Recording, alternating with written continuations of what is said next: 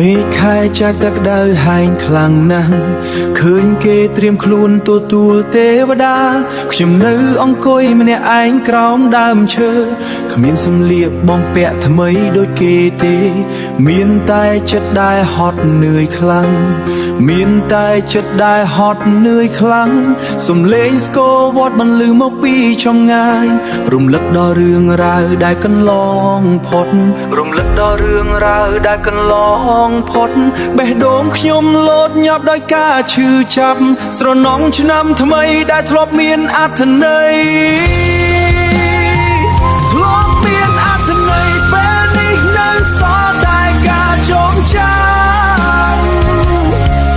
ទឹកភ្នែកហូរស្រក់លើដីខ្សាច់អោវាសនាអើយហើយដល់វិញកំសត់ម្លេះបាត់បង់អង្ហើយអ្វីដែលធ្លាប់មានក្មេងរំលេងសប្បាយក្អាកក្អាយផ្កាអង្គាសីរីកពេញដងផ្លូវតែចិត្តខ្ញុំវិញដូចទូកដាច់កាណូ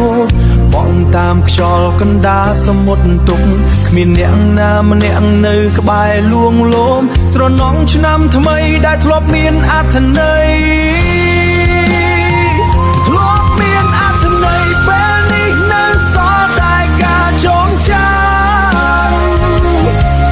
ទឹកភ្នែកហូរស្រក់លើដីខ្សាច់អោវាសនាអើយ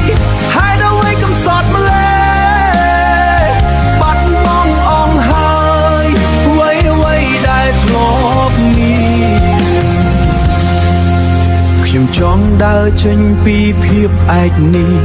តែជើងខ្ញុំគ្មានកម្លាំងនឹងឈានអតីតកាលដេញតាមខ្ញុំមិនឈប់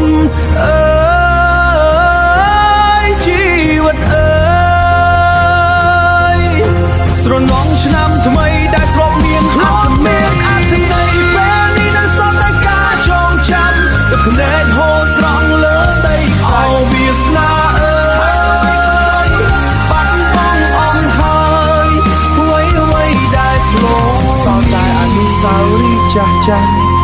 ឆ្នាំថ្មីមកដល់ហើយ